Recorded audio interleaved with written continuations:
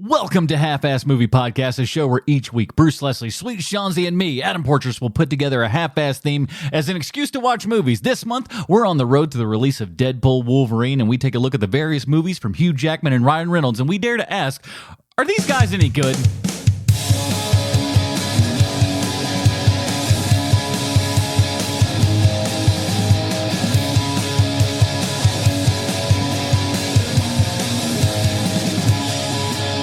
All right, welcome back, everybody. It's a Half-Ass Movie Podcast, HMP Volume 2, Episode 1. Hey, we're back. We're back. I love that. I love that you do that. I love that you did that, the Volume 2, yes, Episode 1. That's really cool, man. So yeah, it's the same great taste that you've seen before, but now with a new advertising on the front of the box and everything. Same great taste, new, but this might. But if all things go bad, though, I think we may use this kind of like new Coke, to where this is the era. Then you're like, well, oh, you wanted the old thing again? No, but we got some great stuff. Here's the good thing about podcasts. It doesn't matter. No. And here's the thing that people don't remember. When they went to the new Coke, you know what that was. That wasn't them just going, oh, we want to rebrand this and everything. That was to get over to high fructose corn syrup. That was that whole thing. They were just like, oh yeah, now we're classic Coke. It's not sugar anymore. It's high fructose corn syrup. Oh well. That's how they switch you, everybody. And we switched it up on you as well. We're just doing movie stuff now and everything, but it gets us to do a whole lot more, and we can spread our wings and fly a little bit. As I said, we're covering the movies of Ryan Reynolds and Hugh Jackman leading up to the Deadpool Wolverine. So I feel like this is kind of us tempering you a little bit, you know?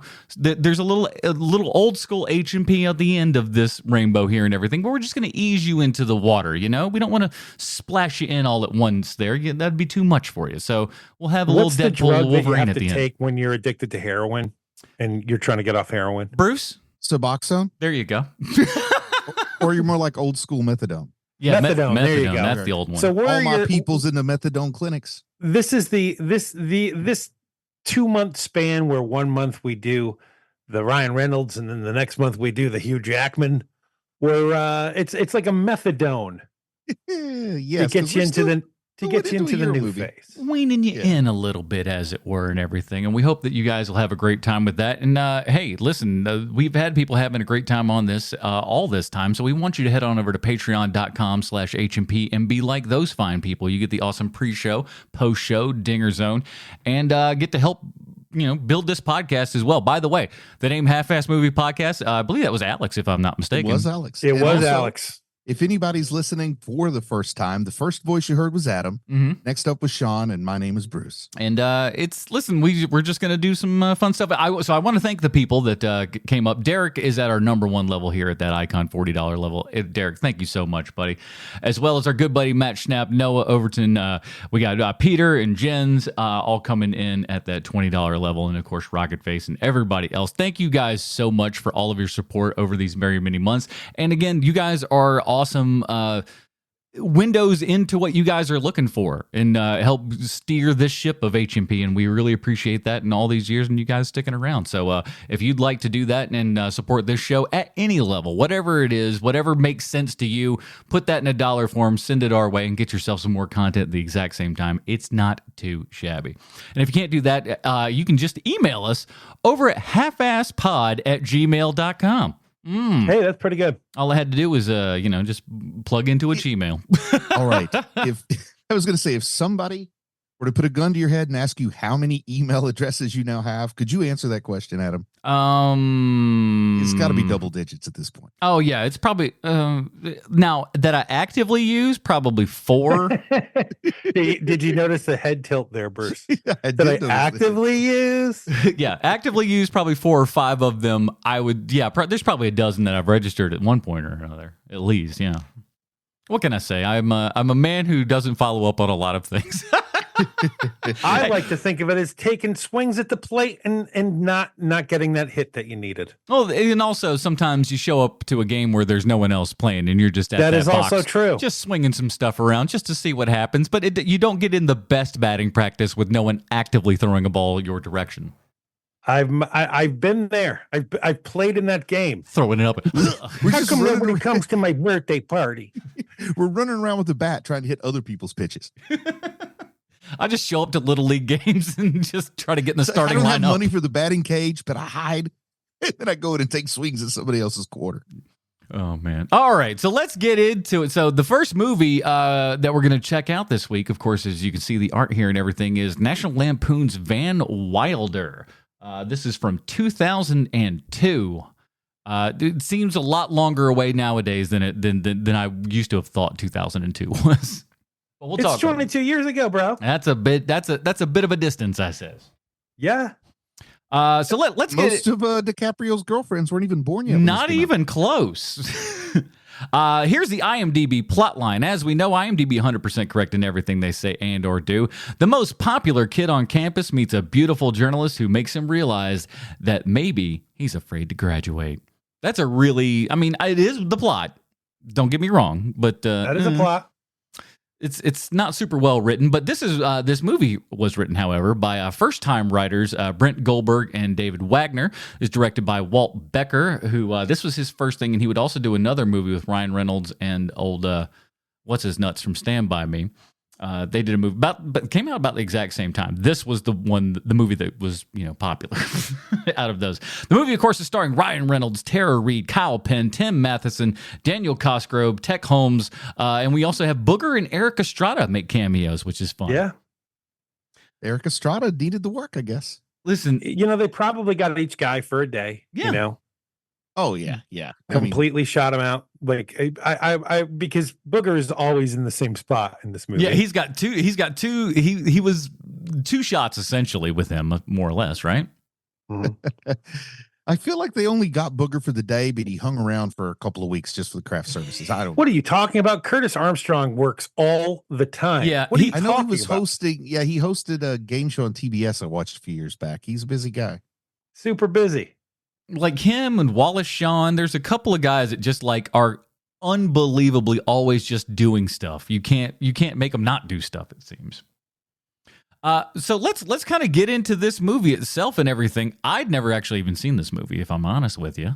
Oh, really? Yeah. Wow. So I would not have guessed that. Here's one of the reasons why I believe is so this movie comes out in 2002.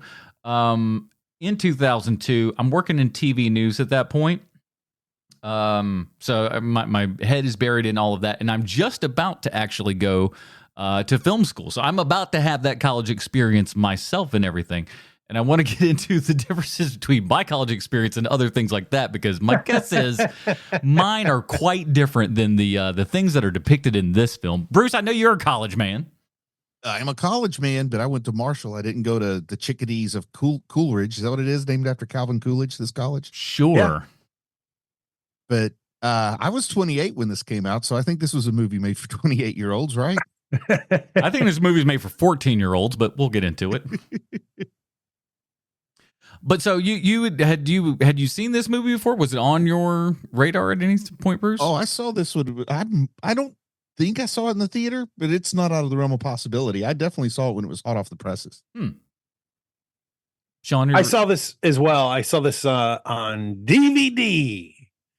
And it was one of those movies where, like, I remember it being one of those movies where everyone's like, well, not everyone, but the marketing was like, you've never seen a raunchier movie like this. This movie makes Animal House look like it's the Care Bears movie, stuff like that. Like that's what all the marketing was. Yeah. And the fact of the matter is that, Animal House is trying to say something in their movie. Yes.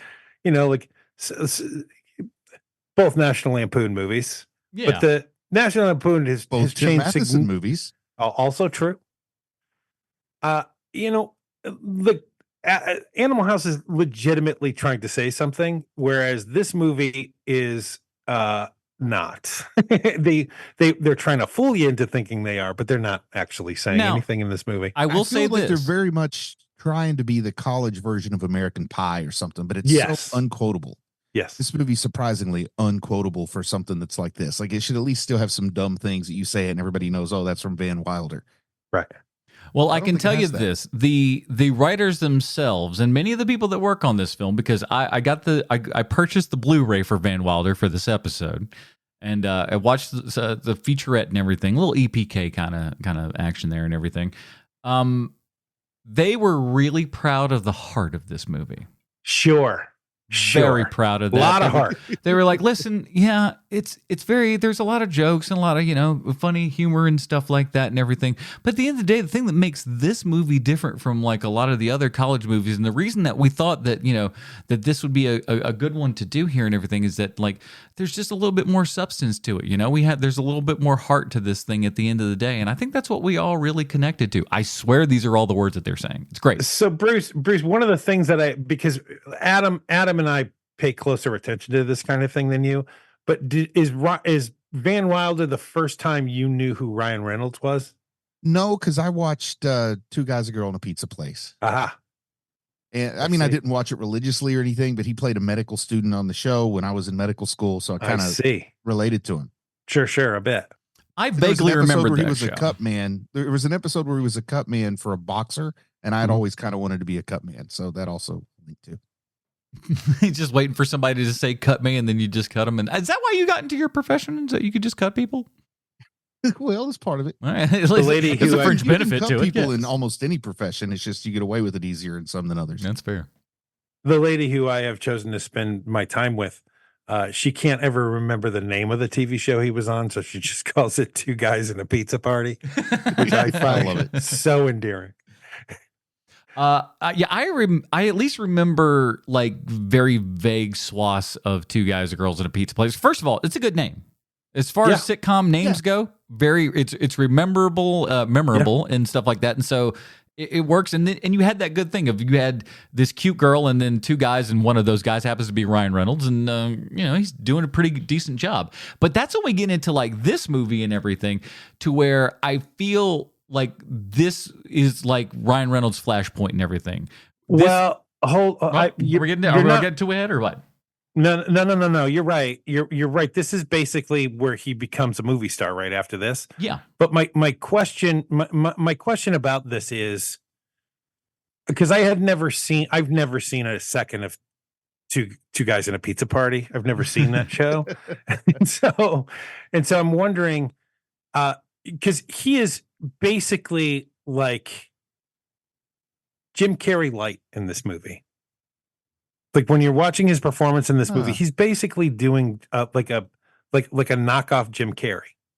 Yeah, and so I could see where you're coming from, but I felt like he's just sort of doing a Ryan Reynolds here. I didn't see that it was that different from what he kind of did in his other early roles, but maybe they're all knockoff Jim Carrey. Oh, I think that nowadays his delivery system is very different from Jim Carrey. But in this movie specifically, I was like, oh wow, he is like 70% Jim Carrey in this. The part of me that makes me think like that is when they're walking down, he's got the soup in his hands, and he goes through that like just verbal gymnastics for those lines, and it's a walk and talk. It's a walk and talk, and he is banging out these very specific lines about the dance and everything, and with complicated names and stuff, and he's doing it so very well. But that's that vibe that where I pulled from it, exactly like you did, Sean. He also has that staccato delivery with certain things, or he gives huge facial expressions for certain things, and he does it in a Jim Carrey-ish way. And I think that now he's probably down to like 10% Jim Carrey of his performances, but this performance here, which is why I'm wondering, is he basically the same guy in Two Guys in a Pizza Party versus Van Wilder? Like, is he basically doing the same person? Very much so, in my opinion. Once again, I only saw a few episodes, but I remember particularly the one where he was a cut man, and he's very Ryan Reynolds. I mean, same as the Blade Trinity performance. If you remember that is, I do. That's exactly the pizza show performance. Mm-hmm. So in this one, they may have tried to push him a little bit in a different direction, or maybe it's like movie role. I'm going to try to do a little different, but I guess this was his first time as a lead. I know he'd been in other stuff on the big screen before this, but I think this is probably the first time he had to carry a movie. I see. And so, Adam, I'm sorry for cutting you off. Now, let's go. No, it's all right. I don't even remember what we were. But this is his flashpoint. This is the big thing. And honestly, like you said, we can kind of hear some of those Ryan Reynolds bits peeking out. Specifically, I hear in ADR. Yeah. There's so much ADR in this movie, and a lot of it is his. And I think that I don't know this, but like it feels like he might have maybe helped punch up some jokes in post and stuff like that, which is possible. But it feels like more of the Ryan Reynolds personality that we've come to know and love in a lot of those little kind of ADR moments where it sounds more like Ryan Reynolds today than it did in Ryan Reynolds 2002, if that makes sense. Sure. No, it does. Totally. And I believe that was really Ryan Reynolds' butt in the scene where we see it totally is his butt. Yeah. Because he even turns around. In Deadpool, and it's the same butt. I never forget a butt. I'm not good with faces, but I never forget man butt. He turns around, so you know it's him for real. They're not doing facial. They're not doing any facial like hardware on Ryan Reynolds in 2002. That's for sure. And certainly not with a movie with this budget, which I imagine is just pennies. Which brings me to this. It says $5 million on IMDb as the estimated budget, and it's not like it made a ton of money. It made what saved this movie is the DVD and like home market. It brought it up even better though, because U.S. gross $21 million, worldwide 38. Not too shabby for this movie. Yeah, it's not still bad. Almost 8 times its budget, so not bad. Yeah. I mean, not bad at all, for sure. Not bad at all. But you're right. DVD is where this thing blew up. I mean, that's really where it exploded. Nothing I've done ever cleared 30 mil. So that, which brings me to this. And Adam, I know you already know this story, but Bruce, do you know Bert Kreischer's thoughts on this movie? I don't know his thoughts. Can I say this? Because I never actually read the article that supposedly this movie's based upon. I've got some good news for you, buddy, because one of your co-hosts did. Well, I read some. It wasn't me. I read some of it, and first of all, not well written, that article. Just how many times can you spin some wheels and say the same bloody thing over and over? Too long. Can I say that? Too long. The article too long. It's like, what am I looking at? War and Peace here? Tell me, like, and all it is like people recognize this guy, and he parties a whole bunch. Okie doke. But Bruce, you do know the story behind this? I mean, movie? I know that Bert Kreischer is the inspiration for Van Wilder. That's all I know. So these are the facts. This isn't what Bert Kreischer thinks. Like, these are the facts of this movie, Van Wilder. So Rolling Stone goes to FSU. Do you know this part so far? I know that he went to Florida State University, yes, and that there was a Rolling Stone article about him, but I haven't read the article or anything like that. So FSU is going to do this article on Rolling Stone's going to do this article on FSU because it had come out that earlier that year that FSU was the biggest party school in America. So they send a Rolling Stone reporter down to FSU to like do a campus thing. And so the reporter's going around for a couple of days, and every single time this reporter asks like who's the biggest partier on campus, Bert Kreischer's name keeps coming up over and over and over again. And so the reporter starts spending more and more time with Kreischer. And so and starts like staying at Kreischer's in Kreischer's house or dorm or wherever he is. Because he had been there for 6.5 years at FSU. Yeah. And so the reporter is spending time with Bert. Reporter goes back home with notes to Rolling Stone in New York. Editor at Rolling Stone says, you don't have an article about FSU. You have an article about Bert Kreischer. So there's your article. Write that article. And so they do. He writes this article about Bert, the biggest partier at the biggest party school. And that comes out, that article comes out as Bert had moved to New York already to try stand-up comedy already. And and within like a month of him moving to New York, the article comes out. And Bert blows up instantly. Like, Oprah's calling him for interviews. Like 2020's calling him for interviews. Like, everybody wants an interview with him. Oliver Stone ends up optioning the story for a movie. That's funny. That's crazy. Isn't that crazy? So did he direct this? Oliver Stone? No. A TV hack did. We're going to get there. So hold on. Okay. So he is right. Like he's now, Bert is somehow in like this limbo of we're working on this project. You've got this option between, the reporter and Bert. Like there's some money that's being exchanged. And while Bert is doing stand-up comedy in New York, Will Smith sees him and says, "Hey, I want to make a TV show with this guy." So now Bert Kreischer, within the first year of him being a stand-up comic, which Adam, I know you love that more than anything. I love when they get to success right away and never had to earn it. Love it. You love it. So Bert Kreischer now has a movie deal and a TV deal with Will Smith. Will Smith is like, "Hey, I just heard that you have this option for a movie about you. What's going on? Like, I thought we were making a TV show. Why don't we just make this movie together?" But Oliver Stone won't give him the option. And so like a little bit more time goes by. The option drops. Will Smith drops.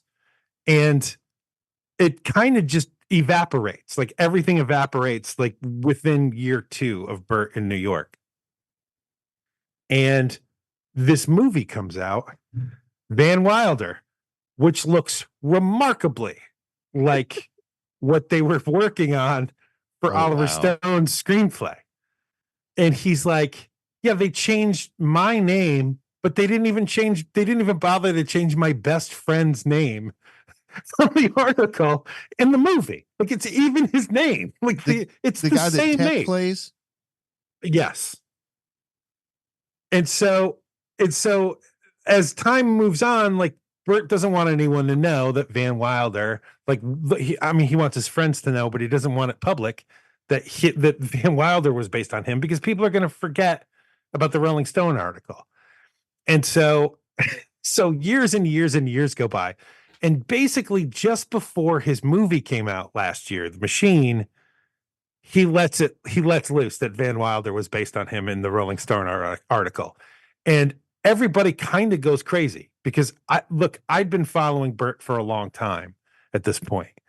And I couldn't believe it. Like it was so shocking to me because it is. I mean, it literally, the Van Wilder movie is based on Bert Kreischer.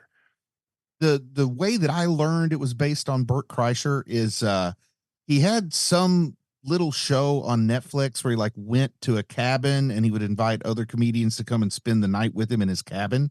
Mm-hmm. And they would just talk about stuff. And I think maybe it was Bobby Lee was there and he was talking about, did you know that I was Van Wilder? And that's when I heard the whole story. Oh, so he's still not, according to him, he's never seen the movie like in full. He's seen clips, of course, because you can't live your life without having seen a couple of clips from this movie. Mm-hmm. But like and when asked, "Are you ever going to see it?" he says, "The only way I'm ever going to watch this movie is if I watch it with Ryan Reynolds." First of all, my guess is never going to watch that movie because I can't imagine Ryan Reynolds wanting to sit and watch this movie today. Because like we like the guy. I'm not going to sit here. We're not dumping on him. This is his lesser work. Yes, agreed. Yeah, like I said, for a movie, just compare it to a movie that came out like 2-3 years later. Waiting, just totally different quality. It's what this movie could have been if it maybe had a little more clever writing to it or something. Well, he still, even in certain scenes, he still kind of looks like a baby in this movie.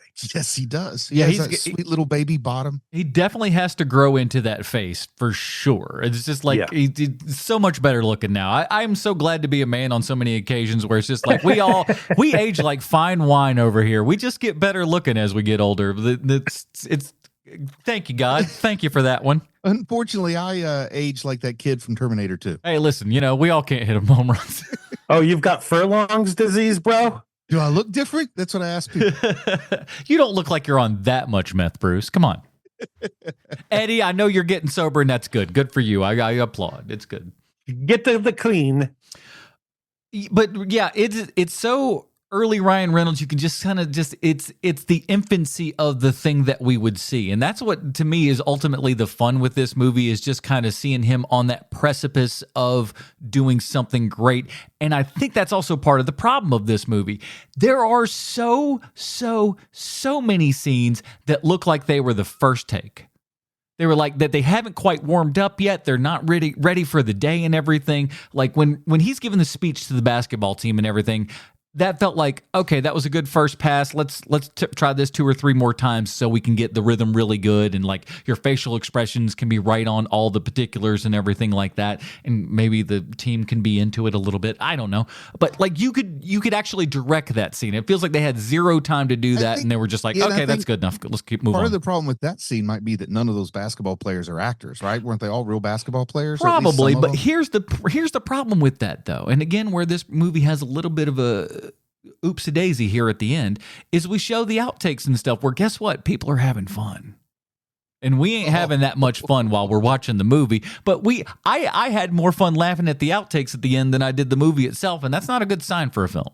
Do you want to talk about the hearing impaired basketball coach at all? Yeah, let's because oh my God, there's so many. Are you kidding me? There's like, you point a finger and you're going to point to a problematic and here's the thing. I don't even like using that phrase, but you know, I thought that the edginess was like the extreme 90s edginess that we all were going for was starting to die out by 2002. But I guess this movie was clinging to it.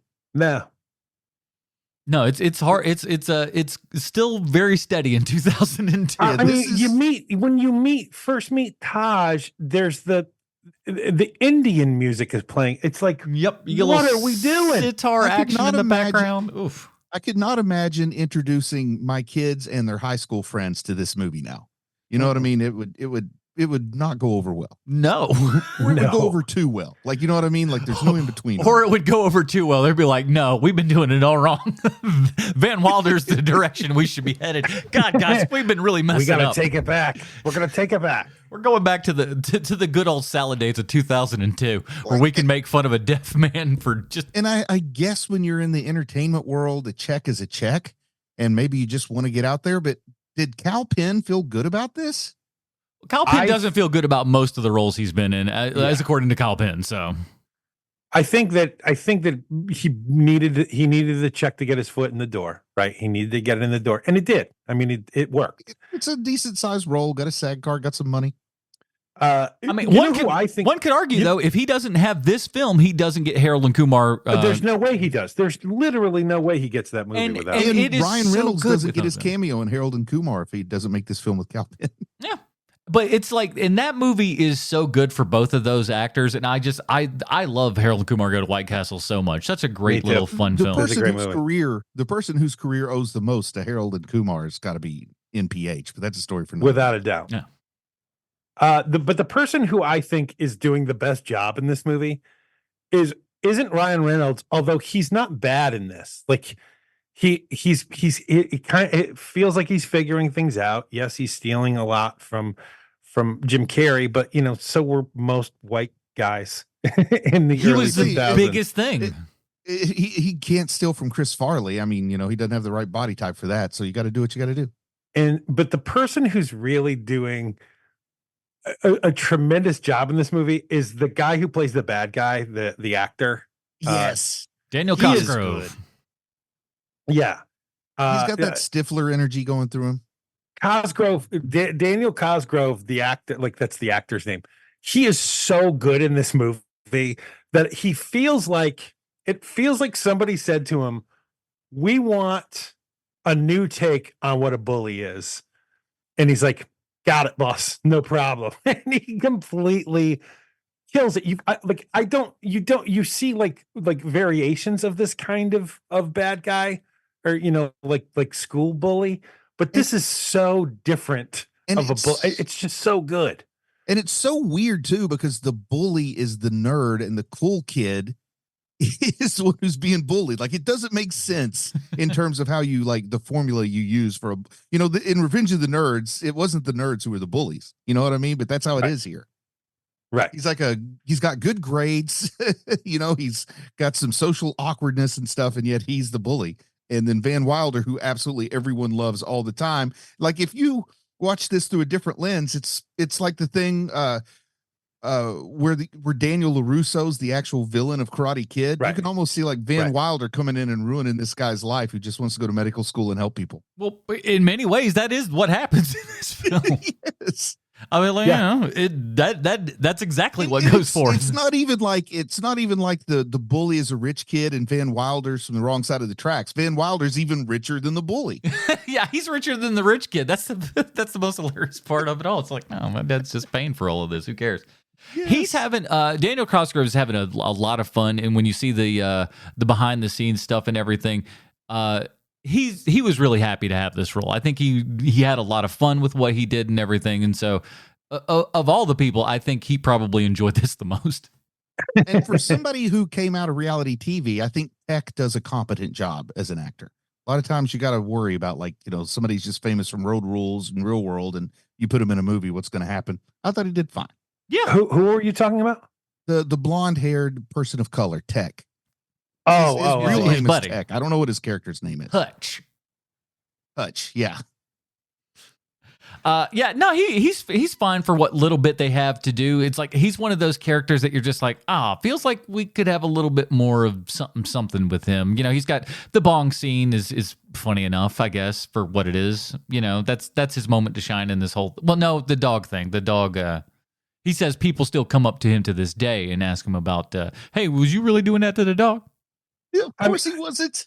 I mean, that's all anyone is ever going to remember really about this movie. I mean, yes, it's Ryan Reynolds' first big leading role, one, but two, if you remember anything about this movie, it's the pastry scene.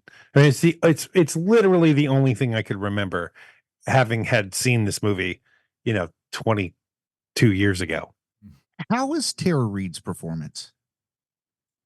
She has nothing to do, which is actually helpful for her because there's no range for her. You don't want to give her smart talking parts in this to, like, I don't know, like a soliloquy about the ethics of blah, blah, blah, or whatever. You don't need any of that. Like, it's not, it wouldn't be her strong suit.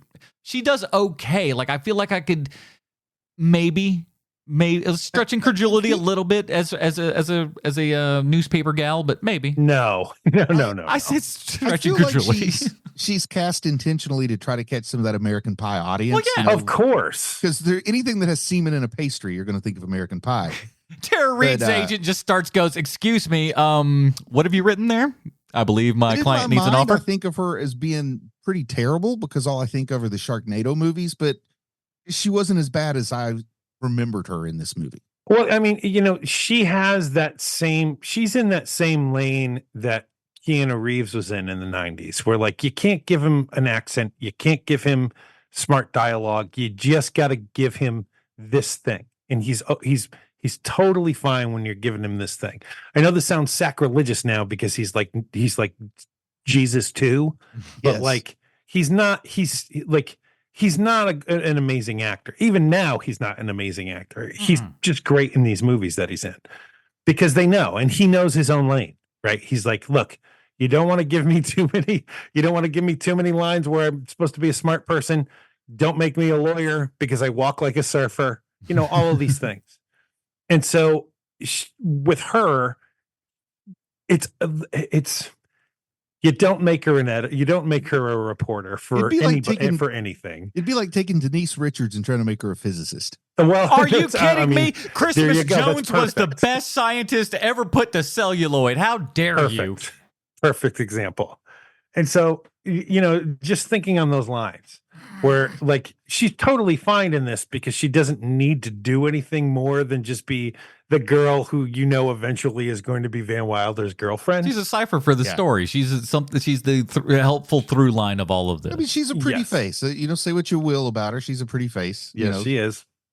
At least then, I don't know. She's maybe had some issues since then. I don't know how she's held up. But I will say she's fine. I haven't seen her since Sharknado, so I just don't know. The late 90s, early 2000s. I talked to Bruce about this the other day. It's like the amount of skinny people that we got, unbelievable. Oh, What a world we used to live in. We're all so fat now.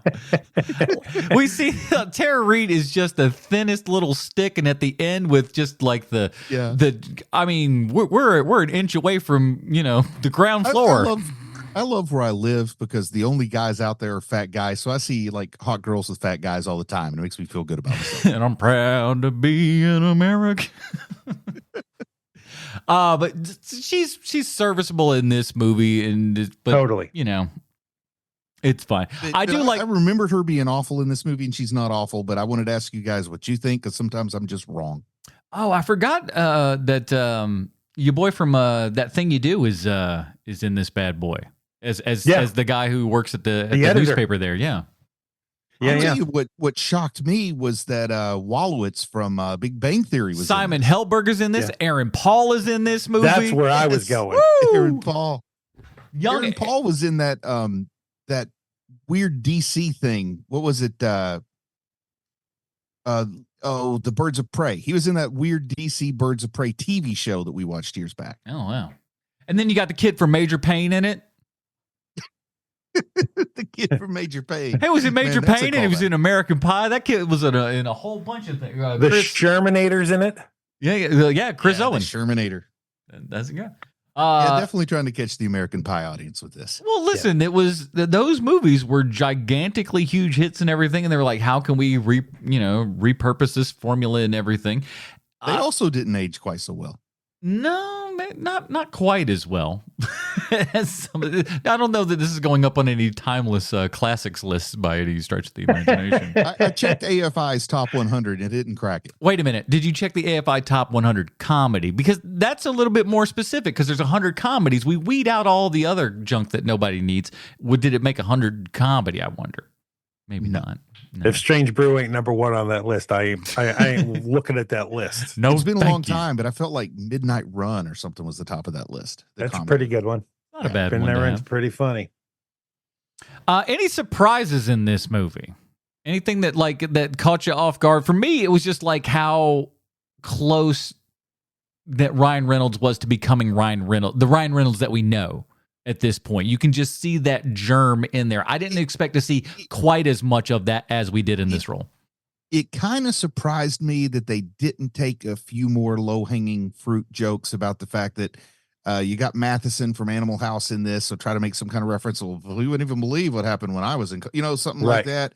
They had Mess with the Bull, you get the horns, and they didn't have him doing anything that was a callback to Breakfast Club. Right. I feel like the latter day, hanging on by a thread in name only National Lampoon productions were always looking for that low hanging fruit. Yeah, that was surprising. You're right to bring that up. Because if this movie were made today, they absolutely would it would feel like a real missed opportunity to the studio. You're gonna have Booger picking his nose or burping or something. Yeah, you're gonna all of that stuff. All that, yeah. And none of that is here. And also kind of surprising to me, because this is 2002, where it's not unusual to see a 40-year-old man in college in movies of this era, and they do a pretty good job of it here, where every so often there'll be somebody where you're like, well, that person is 45 years old. But there's not a ton of that in this movie, which I was kind of bummed by, to be honest with you. That's one of my secret joys of watching movies and TV shows about school is 2002, you're an idiot. And I remember when I watched this in 2002, one of the few things I do remember about it is thinking Tommy Boy already did the guy who was in college for 7 years and got kicked out. And thinking that Tommy Boy was probably a better movie. I don't know how you guys feel about Tommy Boy is 10 times the movie that this thing is. Come on, just want to make sure I wasn't an outlier there. I didn't want to step on anybody's toes. The movie with all the ideas, that movie there, the one that everyone quotes always, as opposed to this movie, quotable. Which is just vignette city. It's only been less than 14 days since I said fat guy in a little coat. So yes. It feels like they just cobbled together a bunch of fun and interesting, cute ideas. I'm doing scare quotes around all of those words And then just kind of tried to weave in, it's not like Kentucky Fried Movie. Don't put it on that neighborhood or anything. But they're like 43 to be seen next week, right? Yeah, it's probably closer to that than it is to like Kentucky Fried. But there's like, here's a little thing, here's a little joke, and then like here's the penis pump joke, here's the dog balls joke, here's the it's like and they set up these specific little scenes and stuff. And the worst part is not a damn one of them's funny. And I did remember the Japanese seamstress joke, but I did not remember that that's how the film opens. Like, it really gets you against this movie from the beginning.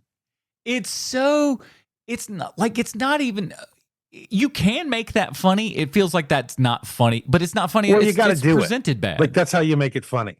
Yeah. Like, that's literally how you make that funny, because in no universe is that actually happening. Yes, the opening scene of your movie. There's no way. The only thing, and it sounds ridiculous, I know. The only thing that would have made me go, well, now we got a movie. This is the weirdest opening to a movie I've ever seen in my life. That's like a major studio movie. You got to actually do it, but they don't. It felt very Austin Powers, and something that it doesn't have Austin Powers in it. Yeah, there were a couple of swipes that definitely felt like, oh, we're going to bring back some of that Austin Powers vibe, like going into the art class and stuff. Now, I will say, surprisingly, that was one of the more accurate points about this movie when you compare it to the actual Burt Kreischer bit and everything. Burt Kreischer also quite naked on many occasions, it appears. True. So Ryan Reynolds, this is all very apropos. Ryan Reynolds loses his pants, Kreischer loses his shirt. Well, listen, and so we got the naked run and all that, and then with the the hiding the junk behind the thing at the art class and all that stuff. So I don't think Burt quite looked like that when he took his shirt off. I was going to say, I like it when it's cool when Kreischer does it, because he's trying to promote some body positivity. Ryan Reynolds does it, and it makes me glad my shirt's still on. Do you really think that's why he does it? Yeah, body positivity. He does it because he has no shame, and it gets a laugh. That's what I think. I think I use the phrase "game recognized game" when I talk about that sort of thing. To me, the hardest part about all that, and what I would consider if I was in his particular shoes specifically, is the gold chains and stuff getting caught up in your neck hairs and stuff, and all that chest. I couldn't. That's just seems scary to me. Just to let you know the difference between me and Burt, though. At home by myself in my own private pool, I still don't take my shirt off sometimes. Oh, yeah, listen, you got to keep that dignity. But I burn easily. But yeah, I wish the movie was more fun than it is, but it is, like I said, it tends to be these little vignettes and stuff that they put together and loosely form a story around there. And I think the biggest problem is that when they were starting this movie, and they say this in the behind the scenes stuff, is that they were not sure what this movie was going to be rated when they were doing it and everything. They were just like, are we going to do it in R? They felt like they wanted to do that, but at the same time, too, it's like PG-13 was just not there. And so they just did not commit one way or the other to, a large direction either way. You needed to be an R, but they didn't lean into the R, at least like they should have, I think. But also, there's enough here that if you catch the MPAA on the wrong day, this is an NC-17. No, it's not that bad. Come Maybe on. Not in 2002. The semen inside of the eclairs and how it looks dripping down their chins. And anyone stuff, else dude. think that was that seemed like? I mean, you've seen Not Yet Rated. This film is not yet rated. Yeah. No, I get you. Did that feel like a Mallrats ripoff to anybody else? Oh, because of the chocolate. That just felt like the stink palm. Yeah, it felt like a different version of that. I was like, oh, these are great chocolate pretzels you got here. I thought that was almost not apey, a little apey. I thought I had not put that together before, but Once yeah, again, that is a lot like it. This is when Tara Reid would have popped up in the modern version and said, "Wow, a guy I went to high school with did that in an apple pie." Like really just call it out. Oh, please don't be doing all of that. That would be the worst. Did you laugh at any point during this movie? A couple of times. There's a couple of laughs, but they're few and far between. I didn't dislike it. I mean, I wasn't like unhappy watching it or anything. I was entertained, but I don't think I actually laughed. Yeah, I'm pretty easy to make laugh. That's true. Bruce laughs at anything, people. It has a lot. It has a lot of ground to gain after the first 20 minutes of this movie, because it's so of the time where you're making fun of every type of handicap and every sort of ethnicity and not in a funny way. That's the worst part. Right. They're not even funny. If they were funny, it would be a different category, but they're so wildly unfunny that it makes you mad. It's like, man, if you're going to, denigrate people and just, for God's sake, make it funny. Yeah, do something new. Do something we haven't seen before. Yeah. What got the best reaction for me is the first guy he interviews to be his new assistant, the cheerleader. I knew you'd like that. Yeah, he said, I'm the first male cheerleader at Huntington High. So I'm like, hey, Huntington High. That's where my kids go. It's like, I'm like, Bruce getting a shout out on this movie, man. That's pretty sweet. It was all downhill from there. Yeah. I like Eric Estrada adjusting his hair. He's always funny. That was like, I feel like Eric Estrada put that in himself. He's just like, of course he did. And then I'm going to move my hair all fake. Like, Of course he did. That's what he does when he needs to kill at a party. Like if he wants to make people laugh, that's what he does. He's like, oh, this is a comedy. Wait till you get a load of what I got up my sleeve. Oh, Eric. That's what the in every end. Oh, Eric. That's the end of all those interactions with him. It's so funny to see him in something like this when he had that really great cameo in Fallout earlier this year. Yeah, so good. He's so good in that. And you're like, oh, right. He's been doing these one-offs for 40 years. Yeah, I just love it. Happens to be the best one that it's the best one he's ever done. He came to our local comic book convention this summer, along with the guy who played John from Chips. And it's like gigantic line. They had to put Eric Estrada and John together at the same table because I don't even know John's real name. You know what I mean? It's called. I believe it's John Wilcox. Okay, they had to put him at the same table, or else there was going to be a big long Eric Estrada line, and everybody else is like, "Who's that white guy over there?" You put him at the end of the line once everybody's paid for their stuff with him, and then you go like, "Hi, oh, I guess since I'm here." You put their immediate superior at the same table. Now you got Chris Pine's dad sitting right next to Eric Estrada. And I didn't know that John. was Chris Pine's dad. Yeah. But I can see it. Now that you say it, I can see it. I know who you're talking about. And I did not know that was Chris Pine's dad. Yeah. Our main villain, Daniel Cosgrove, looks like he could be his brother as well. Yeah. They got a very similar Miranda look. Cosgrove's father. Is that right? I doubt it. That'd be interesting if it would be. That probably the math don't math on that, I don't think. I don't know how old either of them are. He could have been 40 in this movie and just, really good shape. Go ahead. So let's shift gears here for a second. Mm-hmm. So, this is a big Ryan Reynolds vehicle, right? He kind of parlays this into a career that we're still talking about right now. He had enough juice that he actually got Deadpool, the movie, off the ground basically by himself in order to make that movie, right? Because he makes that short first with his buddy. And leaking it to everybody and just going like, oopsie doodle. Oh, I can't believe I let this out. Sorry, everybody. Just really smart. Let me get to my point here. I apologize. So if you are his agent, what do you give him as the next thing that he needs to do? Ultimately, I would try.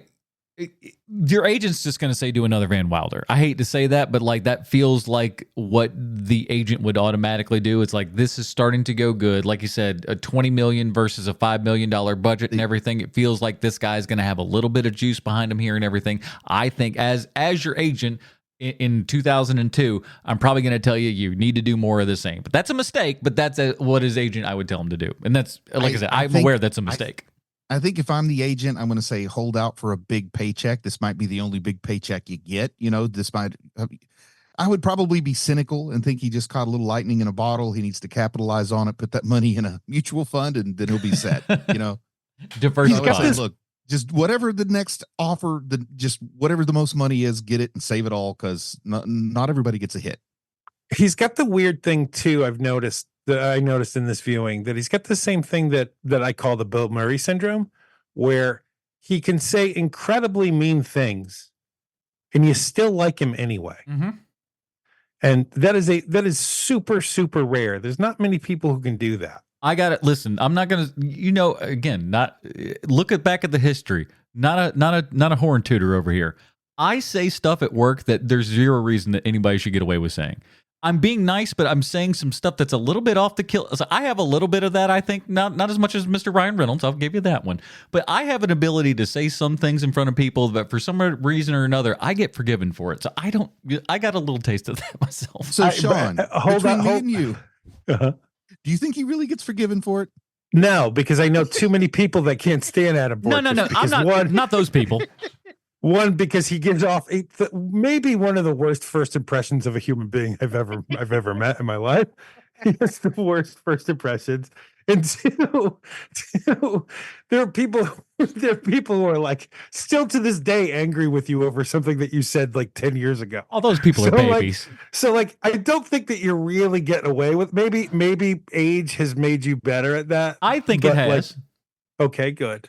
But when we would interact amongst the public together for let's be charitable and say that happened for 5 years. Yeah, that sounds about right. I would say you were not great at that during that time. No, I probably would agree with that statement. Okay. Now, today, though, for example, like I would have a lady who came in. She was trying to give an example. No, she was just trying to get some stuff. And all I said was just like, we didn't plan out anything today, did we? That's it. And she laughed and said, no, I didn't. But that's how I got away with. I said something of like, you came here today and you didn't plan on any of this stuff. And she giggled at it. And like, you shouldn't say that to a customer. You shouldn't be able to get away with it. But I did, and she laughed. That's my point. Things like that. Oh. I got 100% satisfaction in customer service. That's all I'm going to say. I'll just put that on the table and leave it there for everybody. People love me. They do. People do love you, Adam Porteous. Thank you. So, Sean, real quick, do you know where Branford, Connecticut is?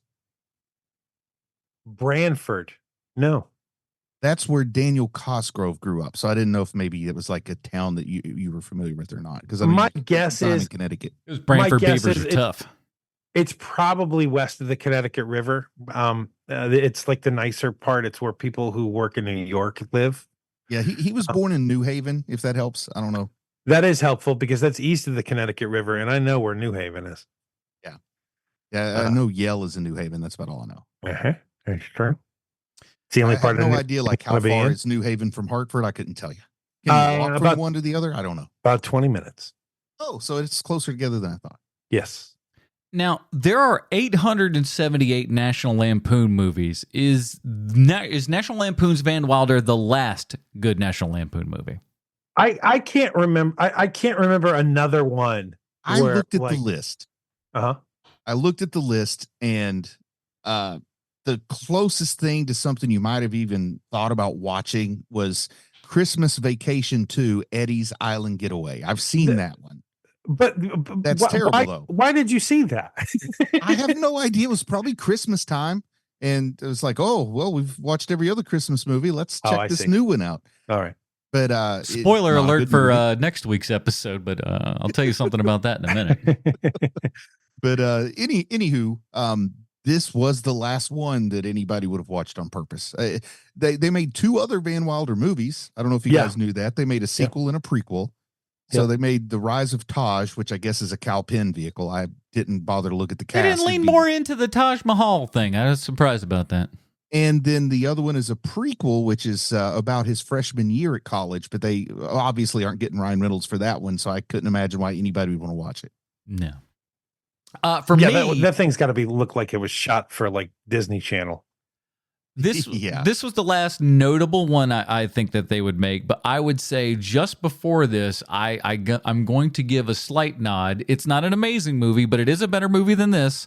National Lampoon's Vegas Vacation. That's a better movie than this. I got way more laughs in that movie than this movie. It's got a bigger budget. I'd say it's got. You've got better actors, stars in it. Yeah, mm-hmm. I enjoyed it. Better than this, I don't know, man. Oh yeah, totally. It's totally better than this. Come on. It's quotable. You know, I do remember stuff from it, so that's more than I could say about Van Wilder. Yeah, I mean, like you got all the like jokes about how the kids are changing and everything, and you got the whole dam scene. That's fun stuff. Yeah, I love like the dirt casino, like the casino for poor people that they go into that has a game like flip a coin, pick a number between. There's 1 some and 10. ideas and thoughts and stuff in that. It's like it's the stuff that this movie is missing. This movie's got some ideas and stuff, but they're never realized. Russ is like Armin Tanzarian or something. He gets a fake ID and he wins Lamborghinis and stuff at the casino. Oh man, that was a dream of mine. Winning a Lamborghini in a casino? Just winning anything big like that, just to kind of have that sort of like, oh crap, how am I going to get this thing home kind of thing? I don't know. Those are those guys. I dream big, I tell you. And like, let's ultimately get down to it. As far as a Ryan Reynolds movie goes, and do we recommend this? What do you think? Well, who do you want to go first here? Let's go with you, Bruce. You seem to be the biggest Ryan Reynolds guy here. I don't know why I said that. I can't recommend it. Like, if you've already seen it, then you don't need my recommendation. If you haven't seen it before, 2024 is not the year to watch this for the first time. It just isn't. So I don't recommend it to anybody who hasn't already seen it. And then what's the point of recommending it to somebody who has seen it? Because they know for themselves if they like it or not. Yeah. So I guess that's a no, but it's not like I didn't enjoy it. I don't want people to think like this is my style of humor. Like, I don't want to be judged by recommending this. You don't want the special super 4K edition Blu-ray to have a quote that says, Bruce Leslie, this one's awesome as hell. You know, you don't want that to put on the box. Don't need that. Yes, exactly. Sean, what do you think? I have the same problem that I think everyone else has when they see this movie in 2024. Not homophobic enough. Yeah, they need to lean more into that. But here's the thing, and again, I say if you're gonna do it, at least make it funny. Ain't none of these jokes funny. Well, that's the thing, right? It's all half measures. Mm-hmm. I mean, that's kind of the problem with this movie altogether, is that they're like, oh, that's right, we went there. It's like, did you though? Not really. Yeah, it's like you almost did. You brought up the subject, and then you just kind of left it dangling. It's like, we did a joke, didn't we? No, you didn't. As a matter of fact, you only got a premise. I feel like they said, there are stereotypes about these people, but then they didn't tell you what those stereotypes are. It's like, we're going to the all black fraternity, so they're black and they have black stereotypes. All right, let's move on. Yeah. Oh, that's all we thought of, really. We were under a tight deadline. They wear sunglasses indoors. There is so many moments where, like, I think if we go another 20 years and watch this movie again, it's going to be hilarious all over again for like because it's like watching something from the 30s that's like just like super racist. Yeah, you're like, oh, like, wow. and it makes me laugh so hard because it's like everybody thought this was fine. That's the thing that makes me laugh so hard. Like, this went through a committee of people in order to make this thing, and everybody's like, yeah, that's how we do it. Yeah, Tom and Jerry's made. That's how they talk, right? The Judy Garland and Mickey Rooney in blackface singing, and you go, people paid money for this, and people and like no one had a problem with it. They were like, no, we want it. That's hilarious. With that's the exception of black people, but I mean, like all the white people were like, oh man, consummate performers. Thank you, Judy. Thank you, Mickey. The racism doesn't bother. Well, yes, it does bother me. But what really it doesn't. You're super racist. We all know it. Some of those old Shirley Temple movies were also like nobody thought we don't want a burlesque scene with a 4-year-old. Yeah. Right. Yeah, some of that's pretty creepy too. It's a weird. That is creepy. As far as recommendations for me, here's what I'm going to recommend to you, because our boy Van Wilder is, he's all over the place. He feels like he's trying to have a heart of gold, at least attempting to in some ways.